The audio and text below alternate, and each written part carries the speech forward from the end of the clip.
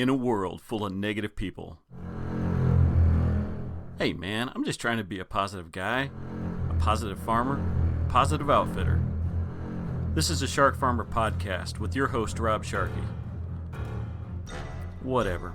And welcome to the Shark Farmer podcast. Hey, I'm your host, Rob Sharkey, and today we're going to go up to Alberta. We're going to go close to Camrose, Alberta. We're going to go to Riley, Alberta. We're going to be talking to Justin Schwab. How you doing, Justin? I'm great. How are you, Rob? Good. I was just up there. I met you this week. Was up there. It was fine. Then we came home. It's colder here than it is in Alberta. Well, it dropped about 15 degrees this morning, so maybe we're close. Now, is that the kilometer degrees or imperial degrees? Yeah. We're the Celsius, kilometers. Yeah. You know, maybe someday you'll join the rest of the world and go back to imperial. Or maybe you guys will join this. I don't know. I don't know. We're a little stubborn. Maybe you haven't noticed that. Yeah, no. You're American. You're pretty stubborn. All right. So Camrose, like probably the biggest city close to that would be Edmonton, right? Edmonton, correct. Okay. So what direction from Edmonton? We're east of Edmonton. And it was, I don't know, it was about a 45-minute drive from the airport anyway. Yeah. You've lived there your whole life? Camrose, yeah, pretty much. Yeah, we're going to get into all the stuff you've done. Very, very cool. But first, I've got to go to an ad. Are you ready for this? All right, I'm ready.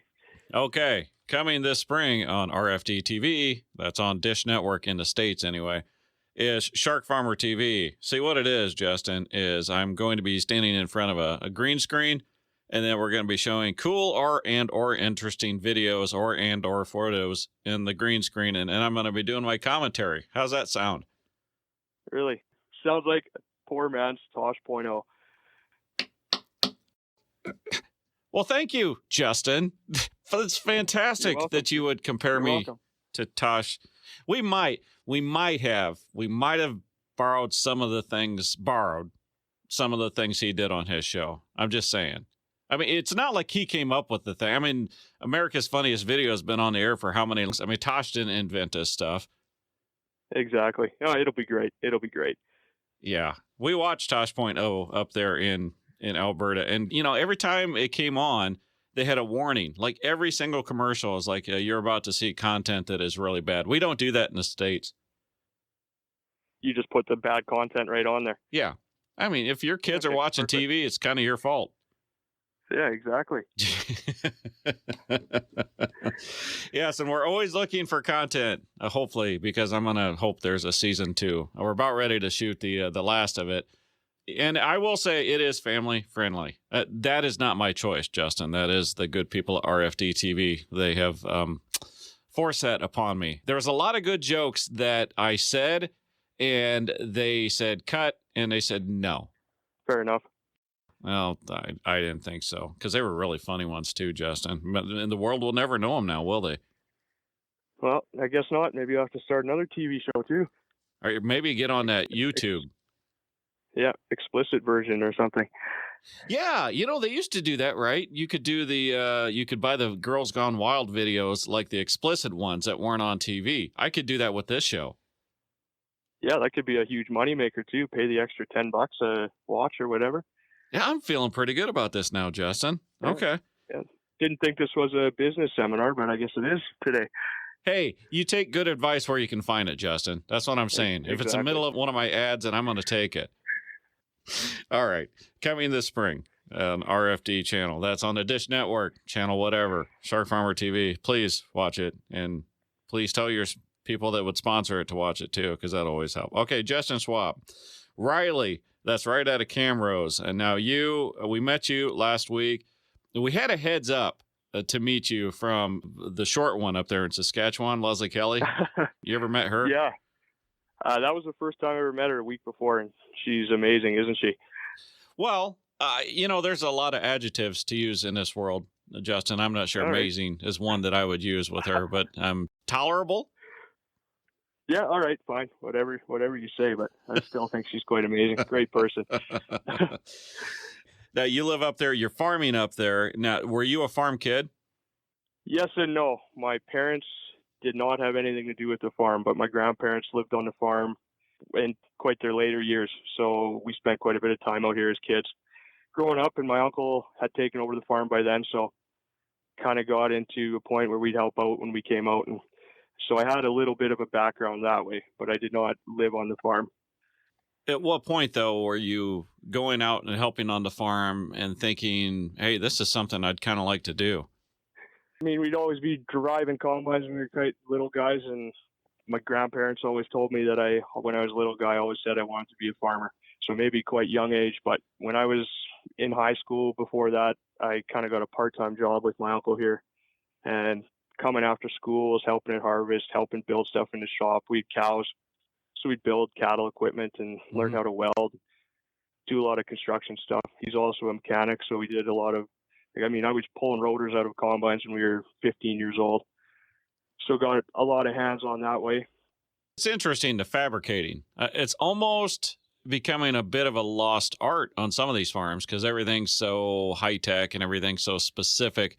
It's not like the old days where you could just, build an attachment for a tractor. Now you got all the electronics and stuff. Do you think that's changed since you were in high school? I would say a bit. My uncle is very old school still, and we run quite a bit of older equipment for that reason, so we can build our own and fix our own. And that's our cost savings right there. Yeah, we talked a little bit about that last week too. You think one of your advantages to your farm though, up there is your equipment cost per acre. You bet. You saw what gross revenue is up here, and that's maybe even pushing it a little bit. So you got to put the inputs in. That's how it works. We find the place we can cut the most money is fix our own equipment, run in a little older equipment, and really bottom line is significantly help that way.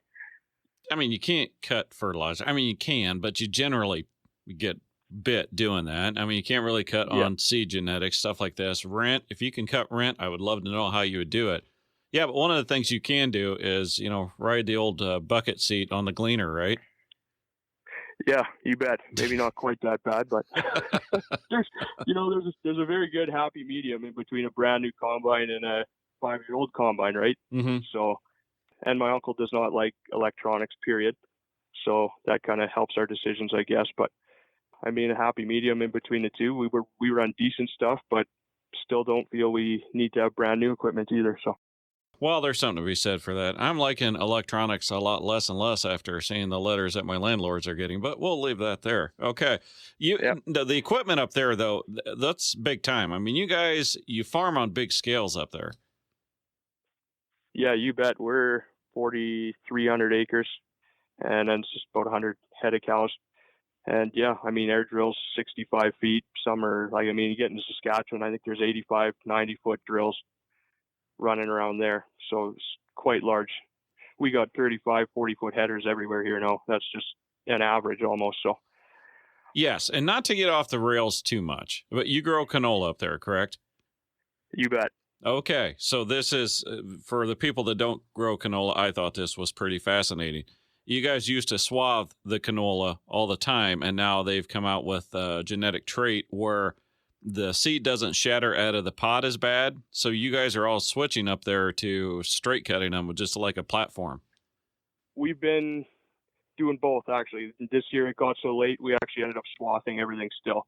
And just to speed that process up a little bit, you do end up waiting quite a bit longer to end up combining that canola.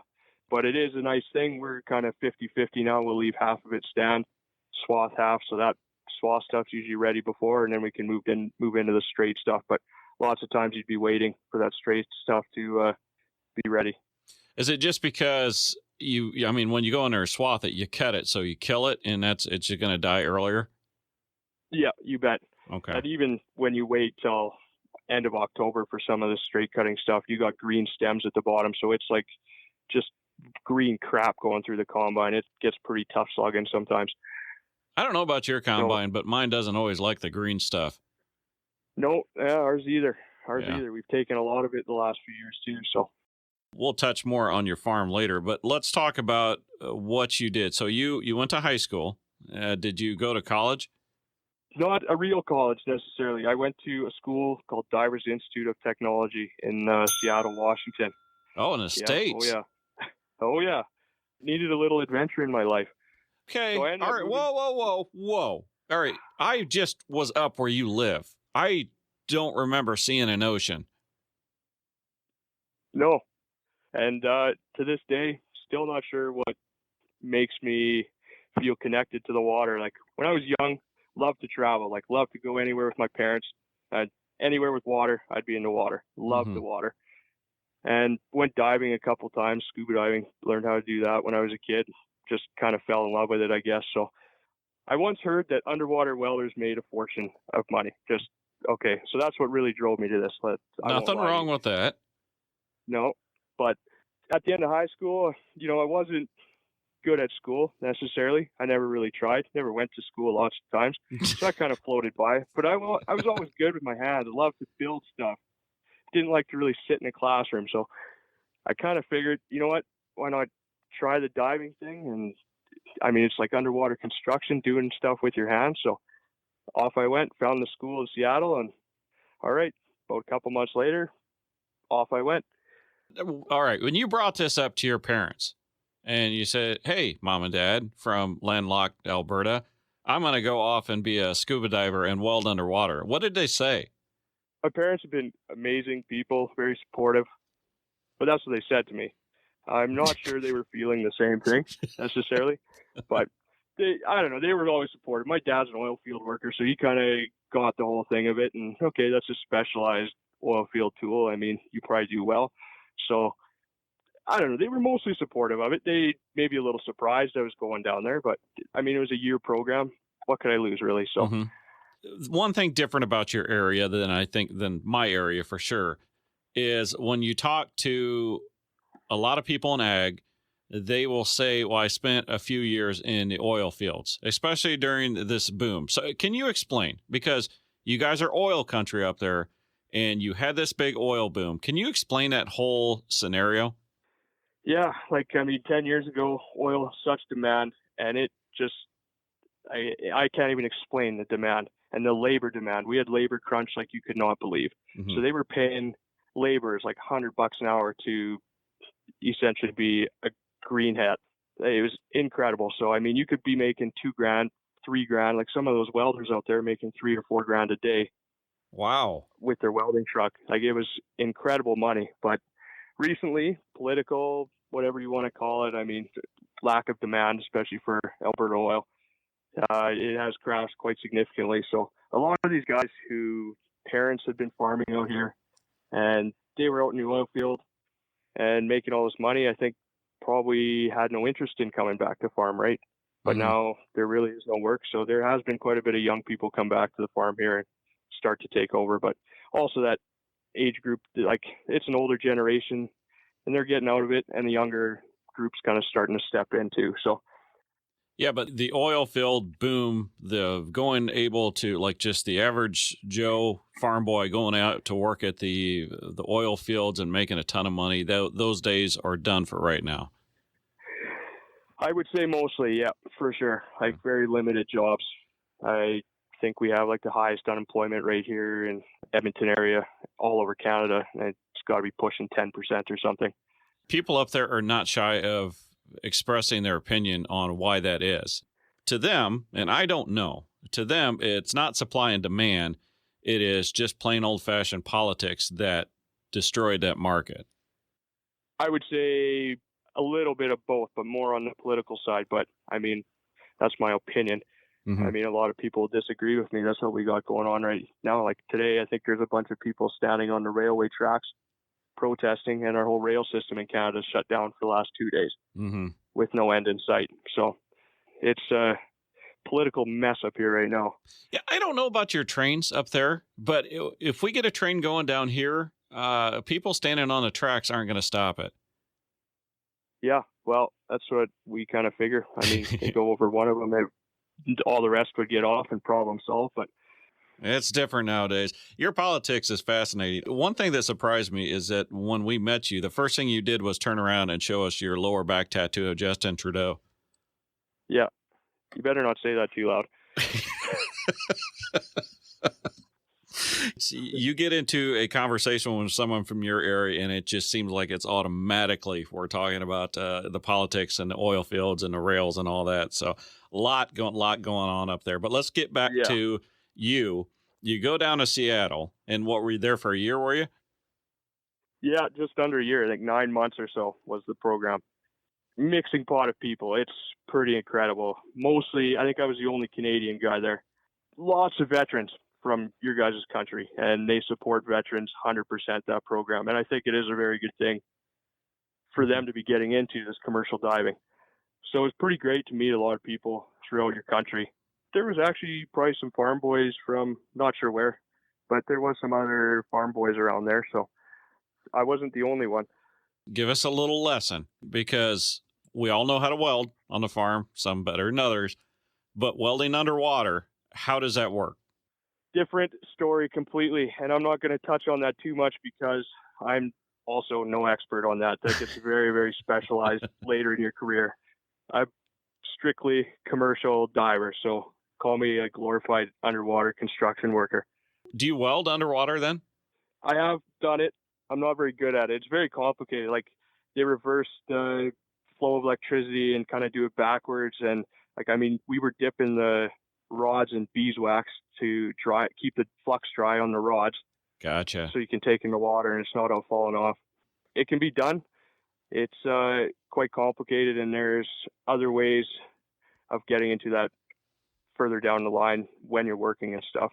You graduate, and then what happens? I couldn't really find a job out of school. Lots of guys went to Gulf of Mexico. I couldn't work in the States, so I couldn't go down there with them. So I come back to Alberta, was helping on the farm a bit, and found a company out of Edmonton, actually, that did commercial diving. So what they worked on was like all the oil refineries around Edmonton, around Alberta, around Alberta and Saskatchewan mostly. And we'd work in the pump houses doing maintenance, cleaning, fixing, whatever. So you're going down some pretty tight holes. I think I sent you guys some pictures of going down into little manholes, cleaning out pump houses and stuff like that. We also worked up north, Northwest Territories quite a bit, all the hydro dams and stuff. So go down, they'd want to do some maintenance on there. They close the dam gates. We go down. The dam gates are always too dry to actually seal against the concrete. So we'd go down, fill in all the holes where it was sucking in water, letting it pass so the guys below could get into the turbines and do maintenance on that. And peel wood off the grate, like trash grates and stuff in front of the turbines. Stuff like that. That sounds damn difficult. It was quite difficult. If you're scared of very small spaces, not the job for you. It takes a certain personality that will scuba, will go down. And you were going down deep in some places, right? Yeah, like in Alberta when I was doing the inland stuff, I mean, the river is not very deep, but it's usually dark, dirty, can't see a thing. You're feeling around with your hands.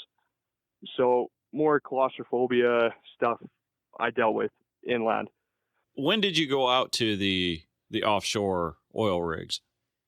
So I did this for like the inland stuff 2.5 years or so. Actually, probably maybe close to 3. I was trying to remember my dates, but I can't even really remember. And so I was maybe 21, 22 at most when I went offshore. And I think this is where my parents, it really hit them, because I think it was Christmas time. And I told them I'm quitting my job in Edmonton. I'm going to go offshore. And I go, okay, like offshore BC or other end of Canada? No, I'm going to Asia. I'm pretty sure I got a job in Asia. So I think it was New Year's Day. I didn't even know when I was going. They gave me no clue. And all of a sudden one night I get an email, and it's a plane ticket going to Singapore, and it's for the next morning. Pack up all my crap.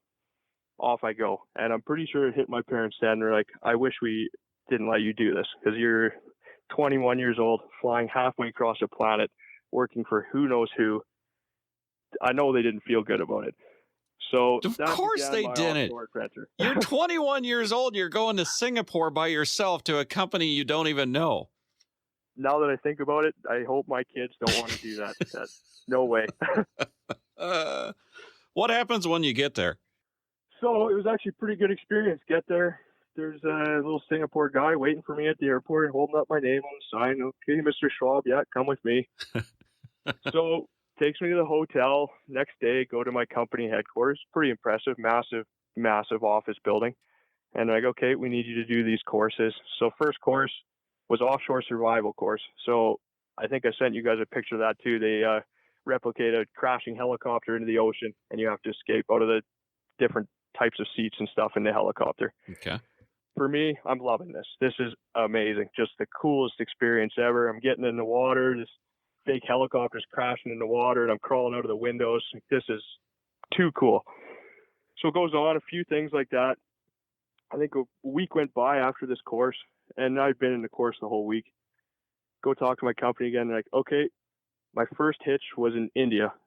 So they sent me to India. So I landed in Mumbai, and I don't know if you guys have ever been to Mumbai, but there is, I don't know, 1 billion people in that city. It's absolutely insane. There's a people few. stacked Yeah. on top of each other. Yeah, there's a few. And monkeys. Oh yeah, it's most insane place I've ever been to this day, and I've traveled a lot. Most insane place. But this little guy picks me up, and I think it was 1 a.m.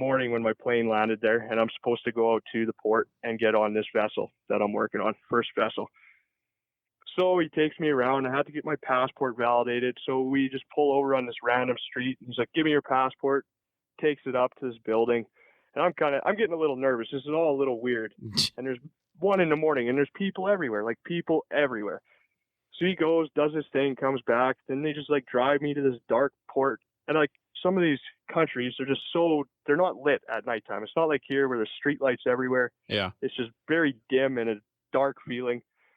So they drive me out to this port, and I'm out there, get through the port security, get on this boat, or this little boat to take me out to the barge I was working on. So we start going out, and I remember taking a leak in this bathroom on this little boat. And this massive cockroach comes up and just like stares me in the face. And I don't know why I remember this so well. But Oh, I think I remember that. What am I doing here? So I get out, back sitting on the bench from the washroom. All of a sudden, all these police boats come and stop us. And I'm the only one on there. It's me and these like 4 Indian crew guys. All these police guys stopped me. I was there for 7 hours, and I'm pretty sure they wanted a bribe for me to let me go. Like they're like, your documentation's not right, but they held me for 7 hours. About 6 guys with machine guns. It was very, very scary. That had to be terrifying. It was terrifying, and I don't think I've told my parents that ever. I hope they don't listen. But eventually got onto the boat, and that's all she wrote. I was an offshore diver. You would think that the company you were working for would know all that and would kind of, I don't know, have your bribes paid already.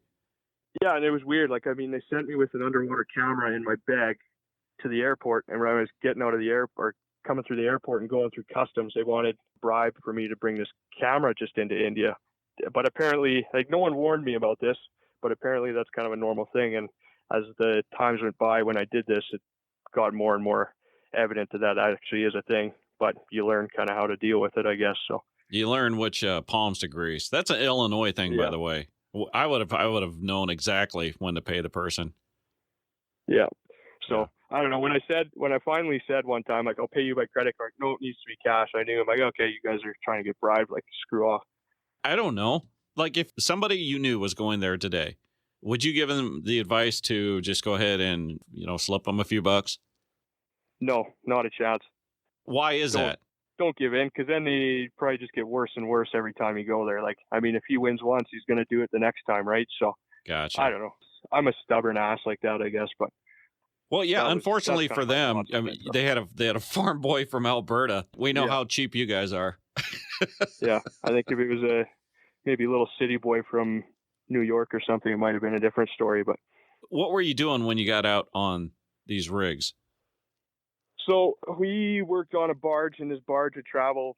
I did mostly new construction, a few inspections of like well platforms and stuff, but most of my projects that I worked on would be a new construction of a well platform. So when we got there, the legs of the platform would be in the water and mostly in place, and they keep them in place by giant piles and stuff. So that would be all done when we were there. So we'd start getting there, and there'd be a lot of stuff that they had rigging on to let these legs into the water and put them in place that we'd have to go remove and do a lot of that. It was quite probably about a month of work just to do that. And then they'd bring top jacket in and they'd place it on. And then after that, we put risers in place and stuff. And like probably 90% of the work I did out there was putting risers in place on the new production platforms. So I never really got to work on an actual oil rig, just all production platforms and production wells and stuff. These things are floating, right?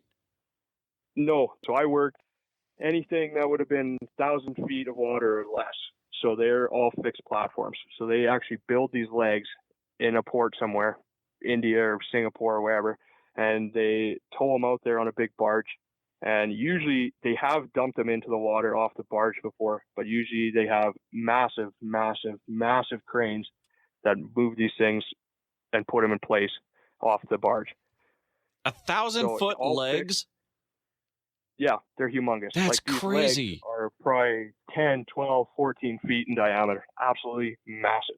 Like I was telling you guys when you're here, like the offshore stuff is 10, 20 times bigger than any inshore oil stuff. It's just absolutely mind-blowing. Mind-blowing. I think I sent you guys some pictures of some of those, that one production platform. It's like a city out there. Like they're huge. There'd be some platforms that would have pickup trucks that would drive around in the platforms. That's how big they are. Now, did you go down 1,000 feet? No, not that far. The furthest depth I've dove is, I was trying to look this morning. I'm pretty sure it's 298 feet. Okay, so you're almost going down 300 foot. I don't know the logistics of that. Is that far enough down that you can't just come straight up? Oh, you bet. Again, there's so many variables in this, and physics. Believe it or not, I'm actually pretty good at physics when I try. Didn't know that in high school, but for that one, I was down, say, 20 minutes underwater, bottom time they call it. So working for about 20 minutes. I had an hour and a half or 2 hours in water stops. And then after I got out of the water, I was in a decompression chamber for close to 6 hours. So the reason they put you in a decompression chamber is mostly because when a diver's in the water, no one else, like they can't be craning stuff over to keep working on the rig. So like pretty much a lot of the work stops on deck. So they try to bring the divers out of the water as quick as they can, so they can start working on other things as well. And it's a lot safer when a diver's not in the water and in a decompression chamber as well. So, or else you get the binge, right? And I've had that a few times too. It's not uncommon out there. You come up a little too fast and holy crap, I can't move my arm. It's like your arm's paralyzed. You'll have a bubble of gas sitting in your shoulder or something, and you just can't move your arm at all. But as soon as I get you in that decompression chamber, it brings that air bubble back down into solution and good as new. They'll bring you out slow and all is good. So, I mean, the bends is super, super dangerous. Don't get me wrong. I'll never say it's not. But when you have a decompression chamber right there, it's super easy to deal with. So it's not quite as big a deal as so. Like if you got been scuba diving anywhere else in the world, you're so far from a decompression chamber, it's really hard to deal with it, I guess. Can you die from that? Yeah, 100%. They can get in your heart, they can give you aneurysm, all sorts of things. Yeah, you could definitely die from it. It's more of a case where you really come up too fast or you just leave it too long. But if you get it treated 99% of the time, you'll be fine. And like in our case, it's not uncommon. Like probably 10% of the dives, guy comes up with a bend. What's the pressure like down there about 300 feet? It would be approximately 140 PSI. Okay, that doesn't matter. Okay. I mean, if you're down there at 300 feet, I mean, if you go to raise your arm, that's different than raising your arm on the surface.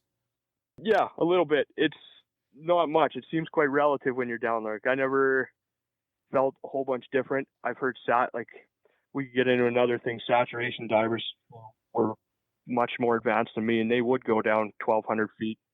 They say the pressure down there is a little bit different. It affects your nervous system. It's not like it's hard to raise your arms, but there's so much pressure on your nervous system that things aren't quite lining up with your brain how they should and stuff.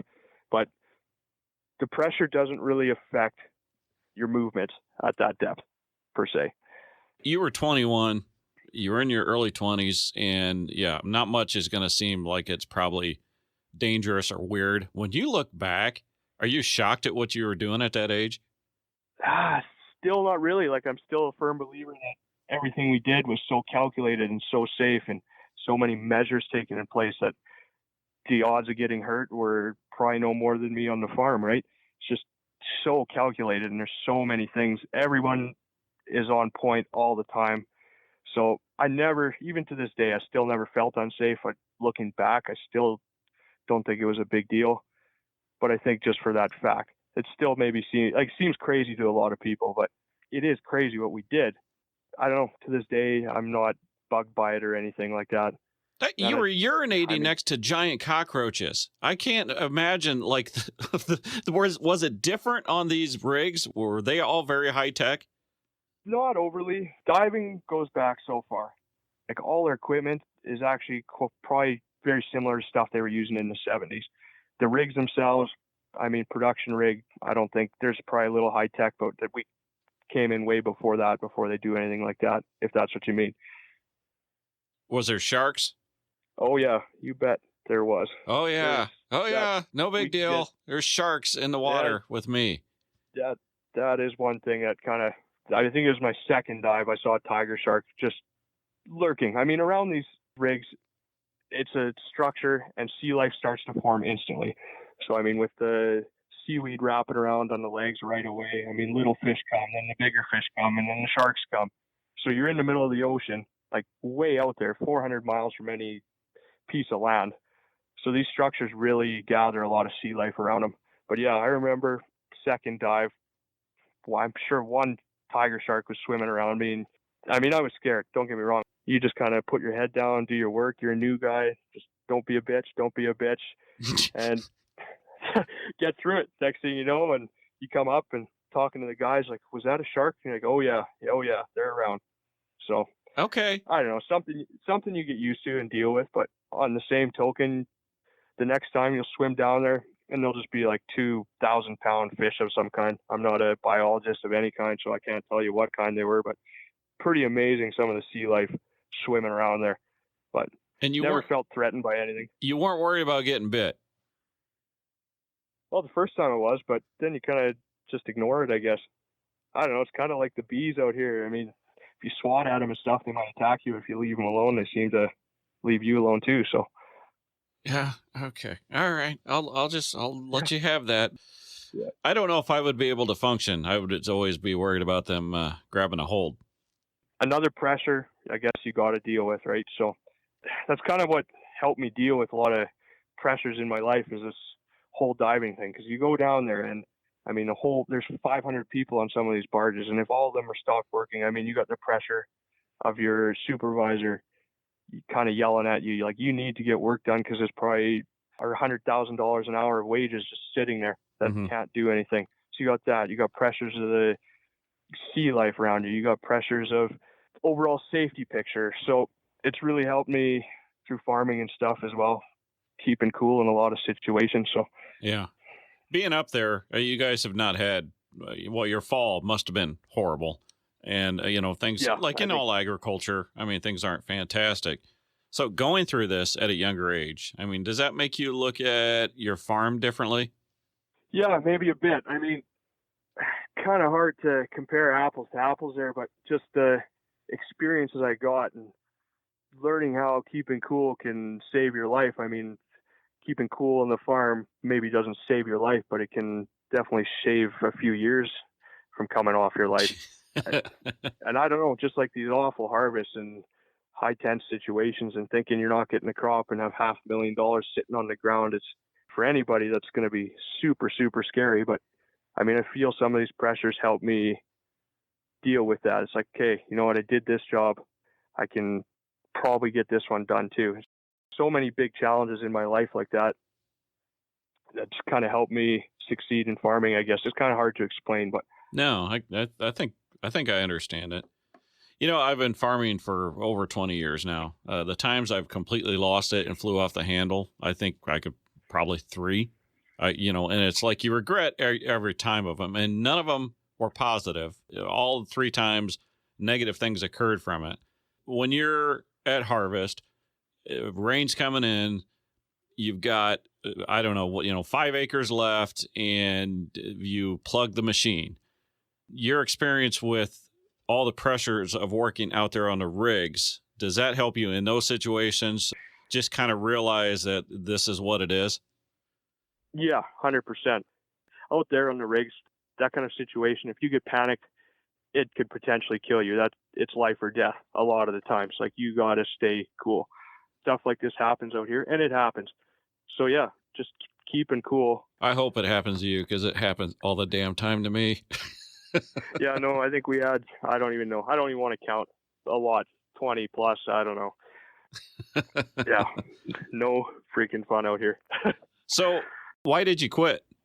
So I had a knee injury on barge, I guess it was my last hitch. I had about 7 or 8 months recovery. I actually ended up having surgery right in India that time, and got flown home. My mom got in a pretty bad accident at the time as well. So I was kind of stuck at home for a little bit when I had the opportunity to go back. And I had been working on the farm, kind of helping my uncle out most of that time as well. It just kind of came to a point. It's like I love the job, don't get me wrong, but being away from home 6-7 months at a time, it starts to get old for sure. And kind of a door opened up for me in farming, and I mean, I just kind of grabbed it and haven't really looked back. Yeah. What about the physicality? I mean, is that a young man's game out there? Oh, you bet. But there is some old guys there that have some old man strength, I think. But it's definitely probably one of the more physical jobs there is on the planet, because you're dealing with currents and waves. And I remember trying to cut off this ladder of this rig, and it was about 10 feet down, but a big storm that day. And it's like 10-foot waves. So I'd be in the water, out the water, in the water, out the water, just getting banged against the leg of the platform. Mm-hmm. Lots of that kind of crap, right? I mean, you would be dealing with a 5-knot current or something. So you're tying yourself onto this thing to try to get some sort of mechanical advantage to put a clamp on or something, or just clean the leg even. I would say it was extremely physical. But I think some of those older guys, I mean, there's tricks, right? There's lots of tricks, as there is with everything. So some of those old guys kind of know how to place themselves properly, and probably a quarter as much effort as we did. So yeah, old guys, what, mid-30s? I think there's some guys over 50 there. There you go. Okay, I like you a little more now. Yeah. I'm getting there. I'm getting up to 30 now, so I don't want to call 30 people old. Can you remember what time you were the most scared out there? Yeah, probably when I was getting screamed at, mostly. That was probably the most scared I've been, just the pressures from above, putting on big clamp for a riser. I was new. This was my first hitch. I dove before, and I knew some stuff, but I mean, different ball game out there. So it was my first kind of big dive, and I wasn't doing very good at all. And just seemed like I was wasting their time, right? And I could tell they were getting really frustrated with me above. That was probably the most scared I've been. And it wasn't a safety thing, but it was just kind of the pressures from topside yelling down at you and stuff. Definitely, that's what bothers me the most. Yeah, because I can imagine out there, I mean, they probably have a dollar amount to every minute. Oh, you bet. Like, I mean, 500-person crew, you're tying them up. Time is money. Time is a lot of money. So it always had been. That was the biggest pressure I faced out there, was the pressure to get the job done and not screw up that way. You had a chance to go out there and do something that a very minute amount of people have ever done. And now that you are in agriculture, basically, I mean, you've had these experiences outside of ag, and then you come back in ag. Yeah. And a lot of times ag is in the echo chamber. Talking to someone like you that's been way outside of it, what would you like ag to know? That is a good point. And I mean, you're right. Ag is, for the most part, they've always done it. It's their way or no way, right? Yeah. And I'm not saying everyone's like this, but there's a lot of people in ag that it's their way or the highway. This is how we've always done things. Doing this kind of work, especially traveling, like, I love to travel. I still do. And I think that's just being in all these other countries and seeing how one job is done there and vice versa from here has just given me a whole new perspective that we shouldn't be really locked into our ways of doing something only this way because this is how we do it here. They do the same job other countries way differently, maybe way more efficiently. So what's to say we do it better, right? So it's really opened up my eyes to just doing different things on the farm and not getting into that routine. Like, no, this is how we've always done it. Like, no, there is potentially better ways. Maybe we are doing it the best way, but I mean, there's only one way to find out. It's really given me a fresh perspective on that regard, I guess. Yeah, I would agree. I think, if anything, the travel part of it can give a way different perspective for someone in agriculture. Now, why farming, though? Why the passion for farming? You know, when I was young, I never finished anything. I was not good in school. I never really finished homework. I never, like at hockey, I quit hockey. I seemed to quit a lot of things. I always wanted to quit on myself. And then farming, I seeded for my uncle one year when I was maybe 16 years old. Drove the seeder, planted all this crop, did 3,500 acres with them. And the feeling after finishing that was incredible. Don't get me wrong. Mm-hmm. But then being able to watch that crop all year grow and then harvest it. After harvest, it was just the most complete feeling I've ever had in my life. Like I've actually finished something, start to finish. And Mm-hmm. you know just as well as anyone, it's just an amazing feeling to get to see a whole crop year in a cycle. Like, and that's what's really got me into agriculture. It's almost like a high for me to be able to plant something, see it grow, be able to do a bunch of things to it and have it maybe potentially grow better and have a lot of control, essentially. Mm-hmm. It's just such a rewarding feeling, something I'd never, ever had before. Even diving, I mean, you roll up to this place and you put a riser clamp on. That's great. Took you a week and then you're off somewhere else. I never really got to see anything completely through like I have farming. So that's really where my passion comes from. The end of the year, you're done harvesting. Of course, that's an incredible feeling. I feel good finishing every single field, from everything from planting to working. I mean, it's just something about when you're done with that field and you look back, if it's daylight, you look back and, that's what you just did. It is. It's like a sense of accomplishment that I think that some people don't get to experience outside of agriculture. Of course, a lot do. And to me, that's a shame. I think every kid should mow a yard, because even with that, when I was a kid and I got done with mowing the yard, I'd look back and like, oh, look how straight I was, this, that, and the other. Yeah. It's that sense of accomplishment that I think it's a damn shame when you deny kids that. Yeah, I 100% agree. Just the person I was and the person I've become because of agriculture is night and day. When I was out there diving, I kind of all over the place, traveling to different countries, single. I mean, I get in agriculture, get into this routine. Okay, just got married and I want to be a great husband, great father. I'm not saying my life was in shambles before, but it's really changed my life in much better way for sure. How long have you been married? Well, coming on 3 months now, I think. Good night. Just a newlywed. I know. Yeah. Well, that's fantastic. Is she into traveling too? Yeah, she's done a bit, but not quite to the extent. I drug her out to South Africa for our honeymoon here in December. Oh, that's cool. So she's going to get into it. But again, going out in the world, I mean, we stayed on some farms in South Africa. It's just the greatest experience ever. But yeah, I don't know. Out of diving, I just got this passion for really traveling, going to these crazy countries. And I mean, they're full of amazing people and do things so much differently, but still we have so much in common, right? When we were in South Africa, stayed on this farm, an ostrich farm, believe it or not. And they have nothing in common with a farm we have here. Like, it's just completely different. But I mean, me and this guy BS'd for an hour and a half just about farming, typical farmer, right? So it's amazing to go to these countries and meet people like that have the same interests as you, but do things completely different. Really has opened up my mind. Yeah, I would totally agree. I've only traveled mainly North America, but you've talked about a farmer from Alberta, a farmer from the Palouse, a farmer from Florida, completely different how they do stuff. The people, man, they're pretty universal. Yeah. No, it's pretty crazy how similar we're all designed, I guess you could say. It's something else. Before we go, any good stories from the rigs out there?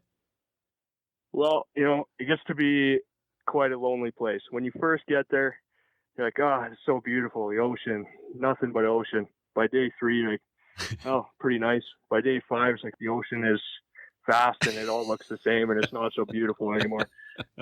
By day 14, wow, the boys are getting a little stir crazy and bringing out those 5-gallon water jugs and mixing some juice and yeast, trying to make their own hooch. And next thing you know, you're getting pinned underneath the helicopter pad, just trying to stay sane, get through those 60 days or whatever you're out there. So, how'd the hooch turn out? Well, it tastes like shit, to be honest, but whatever. Got the job done. Yeah, desperate times for desperate measures, especially when you're in your early 20s. You'll drink anything. Yeah, you bet. Now, the old boys taught us that trick, though. So, they're pretty careful with that kind of stuff out there. They don't like the extracurriculars, but I don't know. There's been times guys have been diving off the helicopter pads into the water. Probably not the safest thing to do. Fun at the time, of course. Which would be how far down? Some of them are probably like 50 feet off the water. Good night, man. So, I don't like heights like that. I've never liked cliff diving or anything like that. So that wasn't me who did that. But yeah, it's water. That's still going to hurt. Oh, it still hurts, yeah. Like even diving off the deck at 20 feet or something with your gear on just hurts like hell. It's like hitting concrete almost. Yeah. I almost get whiplash going in the water. Well, Justin, where can people find you on social media? Justin_Schwab 9 on Twitter. That's about all I got. And how do you spell Schwab? SCHWAB. Okay. What, Justin_Schwab at what? Justin_Schwab 9. Just a 9. Okay. Yeah. All right. And that's on Twitter. So yeah, go follow him. Justin, it's fascinating. I am glad. I appreciate Leslie giving me a heads up to meeting you in Camrose. What you've done in your past is fascinating, but I love the fact that you have found the passion for ag and that sense of accomplishment that we talked about. I love that. That's fantastic. So I really appreciate you taking the time to share your story with us. Thanks for getting in touch with me. That was really great. Hopefully I did okay. You did fine. It's definitely, it's one of my top 194 podcasts I've ever done. Justin. I love it. Thank you very much. And everybody else, we'll catch you next time. And thank you for listening to the Shark Farmer Podcast. I am your host, Rob Sharkey. Please visit us at www.sharkyfarms.com. And just search for Shark Farmer to follow me on Twitter. Later.